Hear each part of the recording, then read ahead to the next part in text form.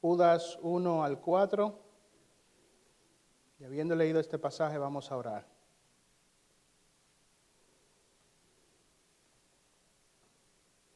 Leemos. Judas, siervo de Jesucristo y hermano de Jacobo, a los llamados, amados en Dios Padre y guardados para Jesucristo. Misericordia, paz y amor os sean multiplicados. Amados, por el gran empeño que tenía en escribiros acerca de nuestra común salvación, he tenido la necesidad de escribiros exhortándoos a contender ardientemente por la fe que de una vez para siempre fue entregada a los santos. Pues algunos hombres se han infiltrado encubiertamente, los cuales desde mucho antes estaban marcados para esta condenación. Impíos, que convierten la gracia de nuestro Dios en libertinaje y niegan a nuestro único soberano y Señor Jesucristo. Vamos a orar.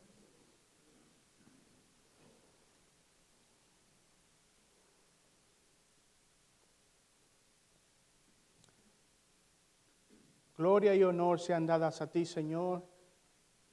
Te doy gracias, oh Padre eterno, por la palabra que hemos recibido en este día. Bueno has sido con tu iglesia, nos has visitado. Desde esta mañana hemos podido ver la ayuda de tu Espíritu a través de la exposición de la palabra. Y te pedimos en esta noche que tengas el mismo favor para con nosotros una vez más. Bendice tu palabra, derrama tu Espíritu, convéncenos de pecado, redargúyenos, instrúyenos, guíanos, oh Señor. Te pedimos estas cosas por los méritos de Cristo Jesús. Amén. Bueno, hermanos, como dije, en esta noche vamos a continuar con este estudio que hemos estado llevando de esta carta de Judas y específicamente vamos a estar viendo, concentrándonos una vez más en este llamado urgente que Judas hace a la iglesia. Este llamado que Judas nos trae es a contender ardientemente por la fe, a batallar fuertemente por la preservación de la sana doctrina. Judas trae a la iglesia un llamado urgente. Hay en su corazón, dice este pasaje, una necesidad.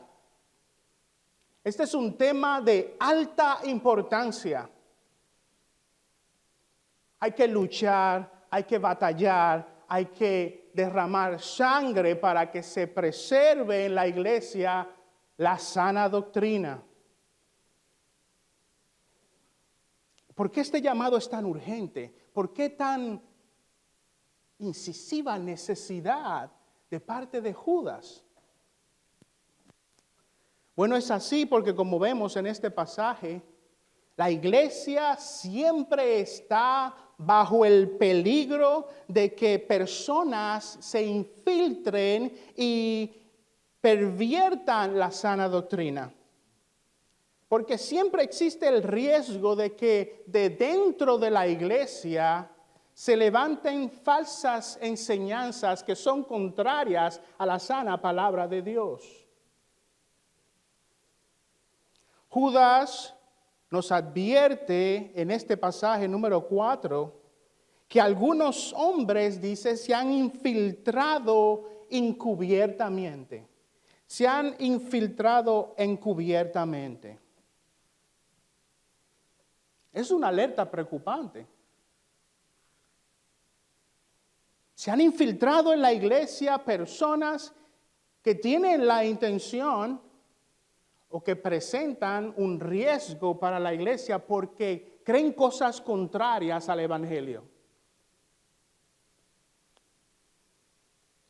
Dice Judas, algunos hombres se han infiltrado encubiertamente.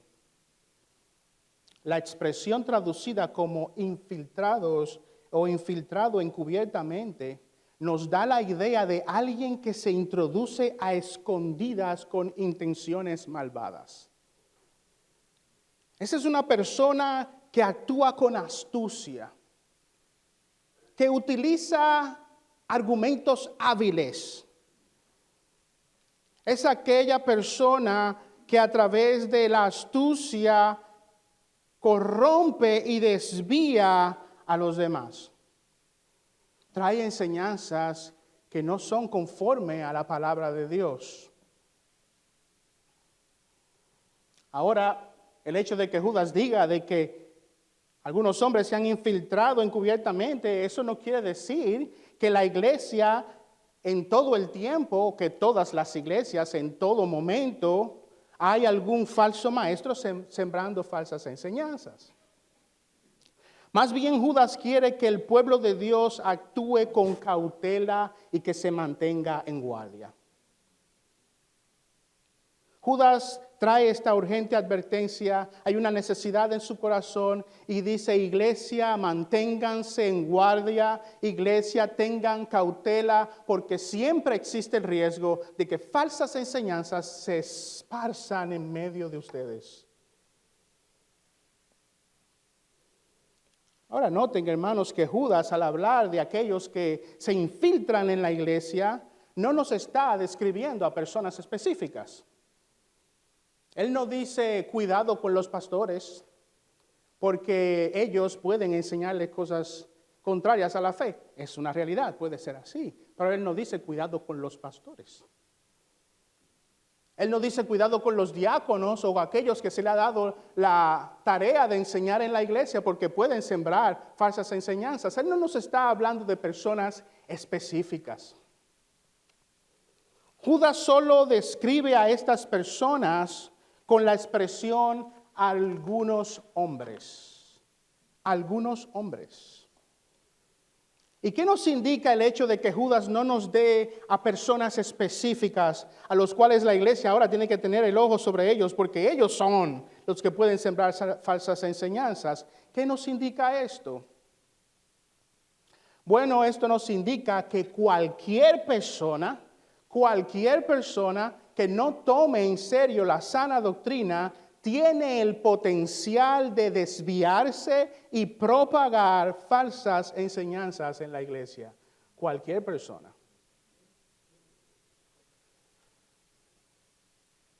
Puede estar parado aquí, pero puede estar sentado allá.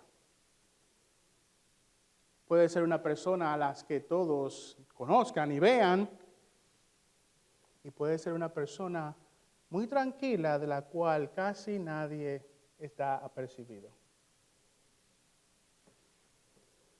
Cualquier persona que no tome en serio la importancia de la sana doctrina es un potencial peligro para la iglesia. Hermanos, y esto debe de traer urgencia a nuestros corazones.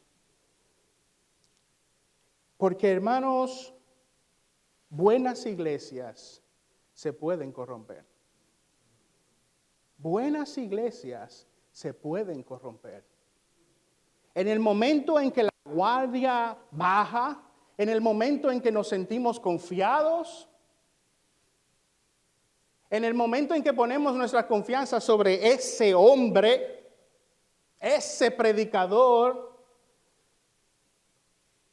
y nos descuidamos, las falsas enseñanzas pueden rápidamente esparcirse en medio del pueblo de Dios y corromperlos. Y la iglesia que un día sostenía y defendía la verdad, mañana puede defender y esparcir el error. Pablo le dice algo parecido a los Gálatas en el capítulo 1, en los versos 6 y 8. Vayan allá, Gálatas, capítulo 1, versos 6 y 8.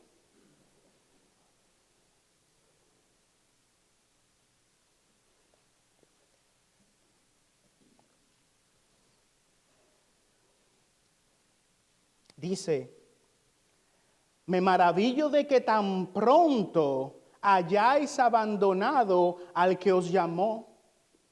Me maravillo de que tan pronto hayáis abandonado al que os llamó por la gracia de Cristo, para seguir un evangelio diferente, que en realidad no es otro evangelio, solo que hay algunos que os perturban y quieren pervertir el evangelio de Cristo. Las verdades que ustedes creían, ahora las han dejado atrás, ahora las han abandonado, fueron bien enseñados, fueron bien instruidos y ustedes creían estas cosas, pero ahora dice, ustedes las han abandonado y han ido ahora detrás de un evangelio falso. Ha ido detrás de estas personas de medio de ustedes que ahora os perturban y que ahora pervierten el evangelio de Cristo. Ahora ustedes siguen a estos hombres, bajaron la guardia. Y Pablo deja claro, pero si aún, versículo 8, pero si aún nosotros, aún yo mismo, apóstol, aún nosotros, o un ángel del cielo os anunciara otro evangelio contrario al que os hemos anunciado, sea anatema, sea maldito. El peligro es latente, hermanos. Hoy creemos cosas que mañana podemos negar. Porque bajamos la guardia, porque nos dormimos en nuestros laureles, porque pusimos la confianza en el hombre, pusimos la confianza en ese predicador, porque nosotros entendíamos que era la responsabilidad de unos cuantos, no de todos, y porque dejamos de prestar atención a ese peligro. La falsa doctrina puede esparcirse en buenas iglesias y pueden corromperlas. Ahora noten que Judas, que no nos da la identificación directa de personas, de estas personas que pervierten el evangelio, que imparten falsas doctrinas, sí nos da ejemplos tanto de prácticas como de sus enseñanzas. Él no dice los diáconos, los pastores, no dice nadie específico, pero sí nos muestra cuáles son tanto sus prácticas como sus enseñanzas. Vuelvan allá a Judas. En el verso 4, estas personas que anuncian otro evangelio, que corrompen, pervierten la sana doctrina, ¿qué hacen? Verso 4, convierten la gracia de nuestro Dios en libertinaje y niegan a nuestro único soberano y Señor Jesucristo. Verso número 11, hay de ellos porque han seguido el camino de Caín y por lucro se lanzaron al error de Balaán y perecieron en la rebelión de Coré. Vimos estos pasajes en la última ocasión. Verso 16, estos son murmuradores, quejumbrosos, que andan tras sus propias pasiones, hablan con arrogancia, adulando a la gente para obtener beneficio, le comen el oído a la gente. Verso 19, estos son los que causan divisiones, individuos mundanos que no tienen el Espíritu. Ahí no nos dice quién es específicamente con título, pero nos está diciendo, esto es aquellos que esparcen falsa doctrina en la iglesia, lo que creen y lo que hacen.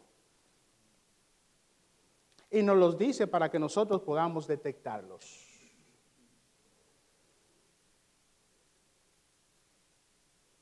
Presten atención, iglesia, porque cualquiera puede sembrar falsas enseñanzas, desde el mayor hasta el menor. Ellos comienzan a proponer como Caín o presentan como Caín una adoración contraria a la que Dios exige y pide. Piensan en el lucro, en la alabanza como Balaam. Buscan posición, influencia como Coré. Esos son entre ustedes que viven con murmuraciones y quejas, que buscan satisfacer sus propias pasiones. Ellos son el centro, no Cristo. Son arrogantes y muchos de ellos van a venir con adulaciones para venir y cambiar sus formas de creer. Son aquellos que le hablan con palabras dulces.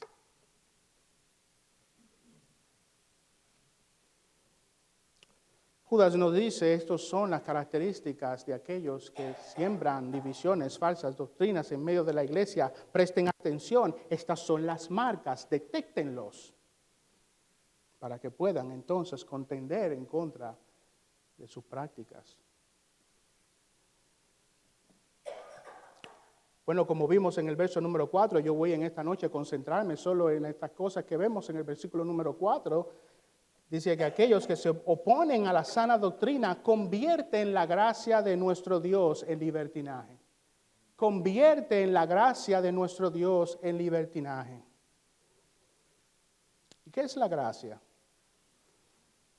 Bueno, la gracia es esa obra unilateral de parte de Dios, es esa obra que viene solo de Dios, es ejercida por Dios, a través de la cual Él ofrece gratuitamente salvación a los pecadores.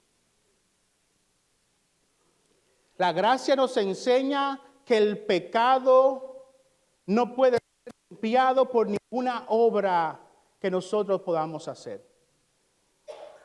La gracia nos enseña que el pecador no puede ofrecer nada a Dios a cambio de su salvación.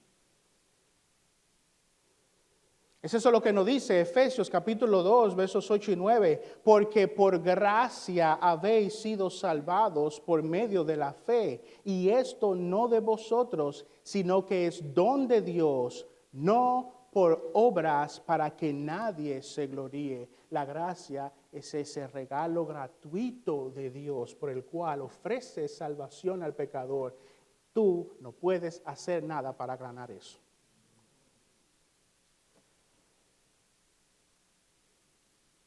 Entonces, ¿qué hacen entonces aquellos que convierten la gracia en libertinaje? Convertir la gracia en libertinaje es pervertir la obra gratuita de Cristo para entonces convertirla en una licencia para pecar, permiso para pecar. El apóstol condena esta forma de pensar en Romanos capítulo 6, versos 1 y 2, cuando dice, ¿qué diremos entonces? ¿Continuaremos en pecado para que la gracia abunde? De ningún modo. Nosotros que hemos muerto al pecado, ¿cómo viviremos aún en el pecado? ¿Cómo viviremos de esa manera? Pensar que la gracia, porque es ese regalo de Dios gratuito al pecador, pensar por el hecho de que nosotros no podemos hacer nada para ganar el favor de Dios, no nos da entonces el permiso de vivir como nosotros querramos. Y de actuar y de vivir en pecado. Bueno, ya que la gracia es gratuita, ya que yo no puedo hacer nada para ser salvo, entonces eso quiere decir que yo puedo vivir como me dé la gana y Dios me va a salvar de todas maneras si Él quiere.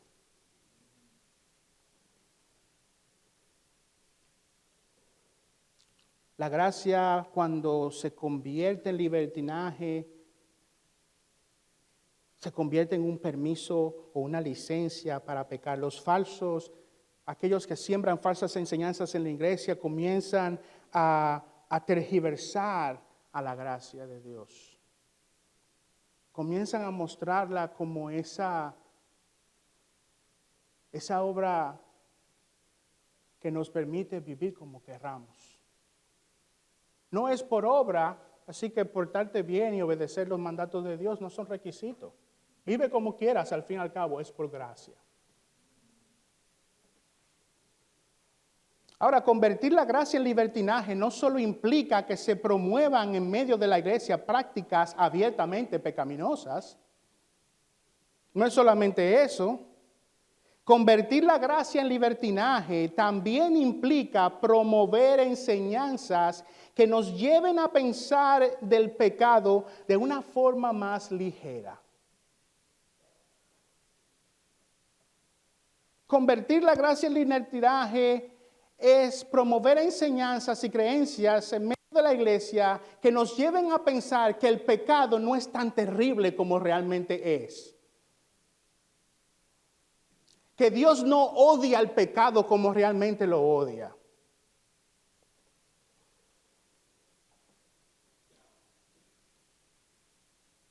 Que Dios no tiene repulsión por el pecado como realmente lo tiene. Que Dios entiende que tú eres pecador. ¿Y cómo le entiende que tú eres pecador? Él te ve con gracia. Para Él tus errores y tus pecados no son tan grandes. No son tan ofensivos.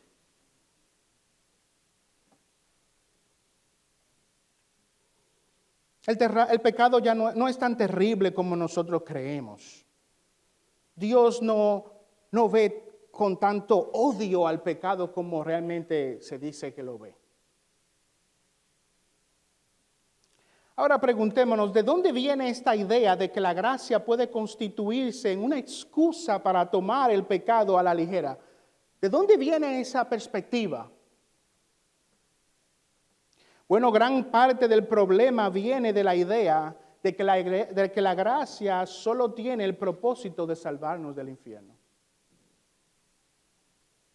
La idea de que la gracia es como un ticket al cielo. Y como la gracia se nos ha sido dada para ir al cielo, realmente a Dios no le importa tanto como vivamos aquí en la tierra. La gracia es esa entrada gratuita de Dios al pecador para entrar a su gloria. Y una vez que se nos es otorgada, realmente a Dios no le interesa tanto si nosotros estamos viviendo según las demandas de su ley.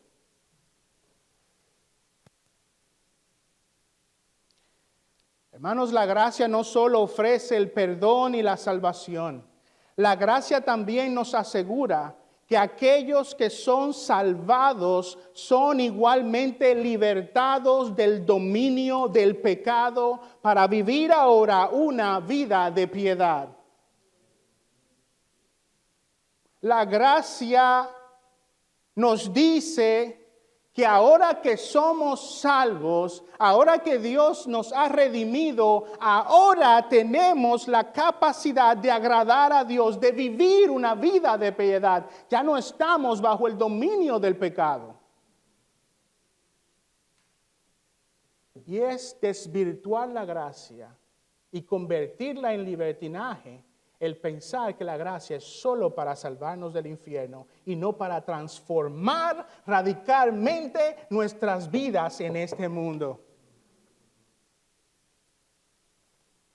Hermanos, la gracia siempre promueve la piedad. La gracia siempre promueve a la piedad. Vamos a Tito, capítulo 2. Versos del 11 al 14.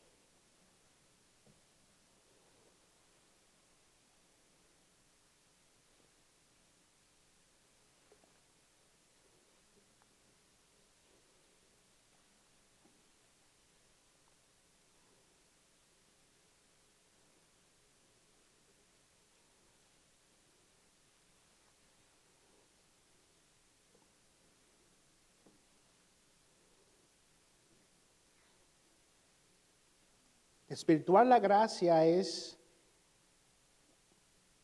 pensar que Dios no tiene preocupación o interés por transformar nuestras vidas.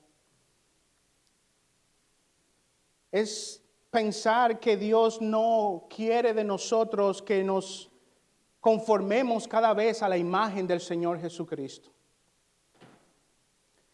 Es ese pensamiento de que yo soy salvo.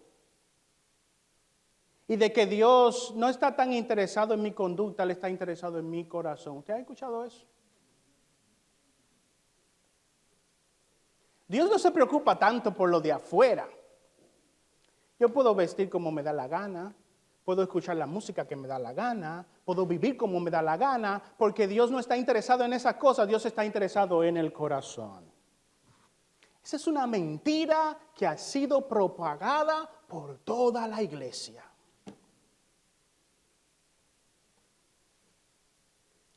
Miren lo que dice Tito capítulo 2, versos 11 al 14. Porque la gracia de Dios se ha manifestado trayendo salvación a todos los hombres. ¿Ves, Pastor Ariel? Ahí está. La gracia es para eso. Ha traído salvación a todos los hombres. Pero no se queda ahí. Sigue leyendo. Porque la gracia de Dios se ha manifestado trayendo salvación a todos los hombres, enseñándonos que negando la impiedad y los deseos mundanos, vivamos en este mundo sobria, justa y piadosamente. La gracia ha venido a darnos liberación del dominio y de las cadenas del pecado. Ahora somos libres. Cristo murió por nosotros. Nos extendió su misericordia. Pero no para abrirnos las puertas del cielo y que nada ocurra en este mundo. Ha venido para venir y transformarnos, hacernos como Cristo, para que vivamos aquí y ahora piadosamente, en pos de la santidad. Una vida transformada. En ruego y súplica delante de Dios, transfórmame, cámbiame por tu espíritu.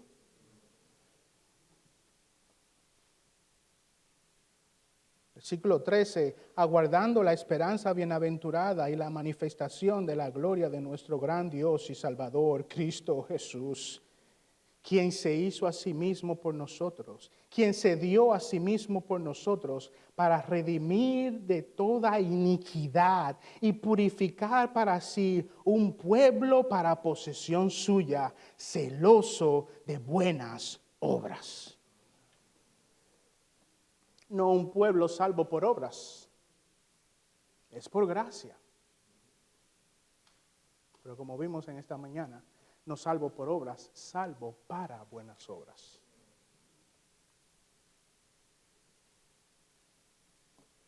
Hermano,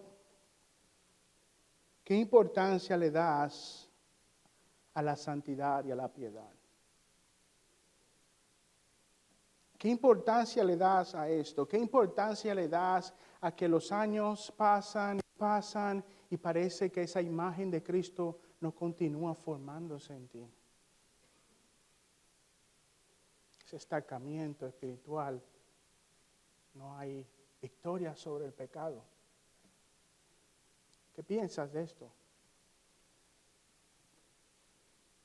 ¿Te preocupa esto de la santidad progresiva?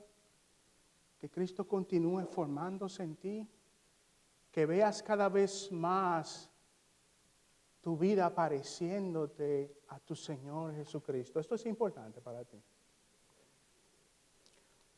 O estás tranquilo porque en tu mente ya tú tienes tu ticket al cielo.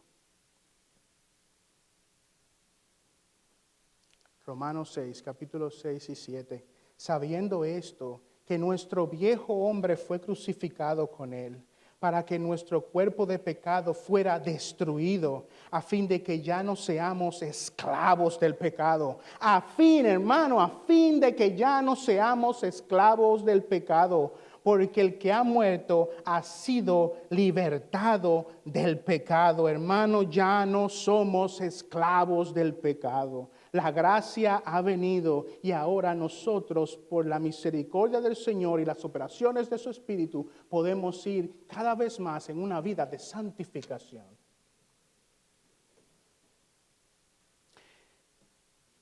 Hermano, te pregunta, las cosas que tú entiendes como ciertas, las cosas que tú entiendes que son verdad, que son la verdad revelada de Dios, esas cosas te están llevando a una vida de santidad.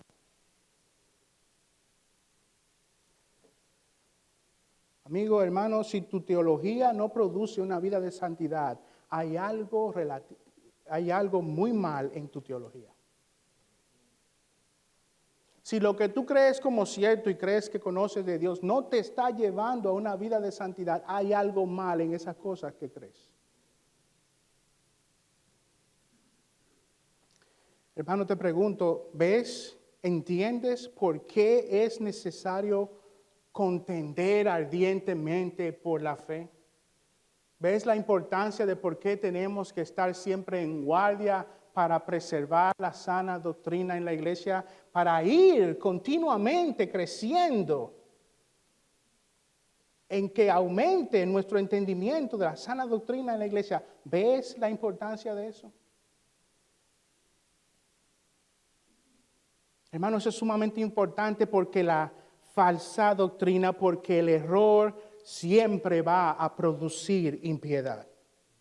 Siempre va a producir impiedad, pero la verdad de Dios revelada en su palabra, la sana doctrina, siempre se va a oponer a la impiedad. Siempre se va a oponer al pecado y hará que la piedad constantemente continúe creciendo en nosotros. ¿Ves la importancia de la sana doctrina?